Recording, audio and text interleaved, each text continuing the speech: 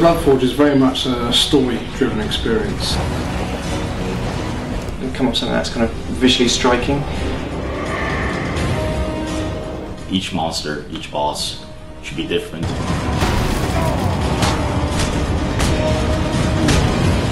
It all looks very good, but the sound really gives like the weight to the impact. The universe itself is inspired by a lot of Celtic mythology.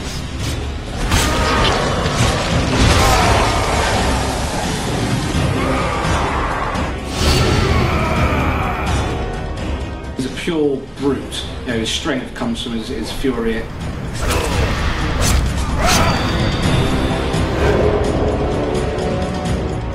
Like all ex-soldiers, there's something about him that says he's been in the war. He's got scars over him. He still has like battle armour. He's been carrying swords and killing people. He just looks grizzled. He's very blunt, a simple man. He's battle-hardened, seen many battles, very scarred. You know, he carries it on his shoulder like a badge of honor. You know, he's experienced everything. He's just trying to settle down with his family.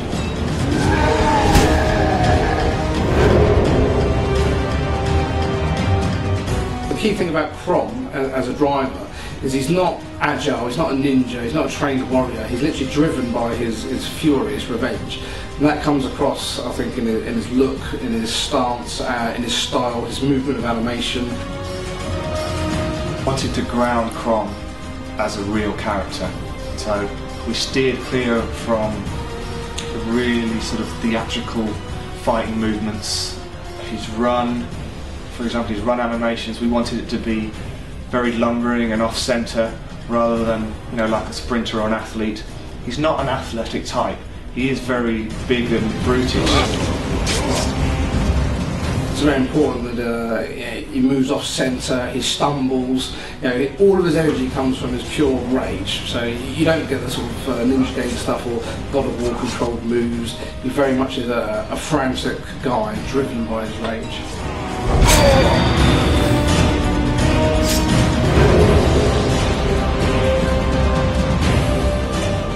So basically, Crom was born out of the same principles as the rest of the game and the style. We need a very mature, dark, gritty title.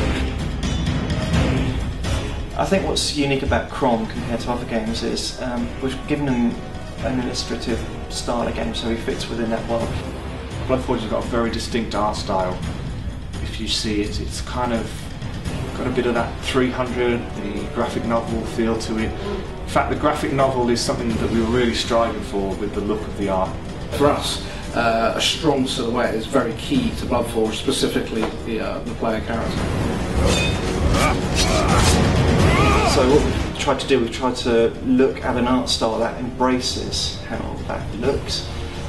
So we went away and we looked at some lots of like film noir, lots of art which kind of embraces the darker worlds. It's like Caravaggio, Gustave Doré. The styles are pretty well. We got a really solid concept art. It's all anything that's really, you know, just blunt and ancient looking, very sharp, very, you know, there's nothing elegant about the designs.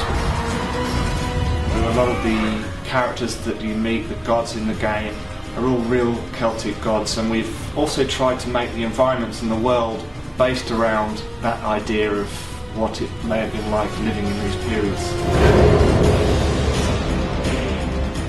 The sound in any game, especially in BloodForge, help to tie the character to the actual world itself.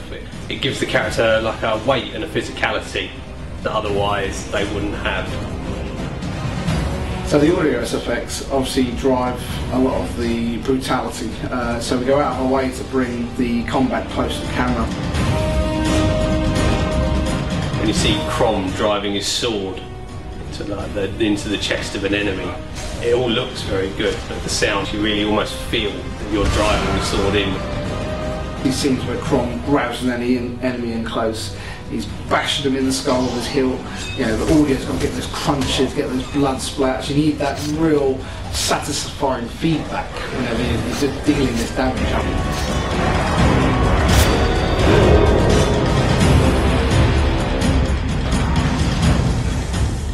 So, as you would expect, a big part of our game is blood.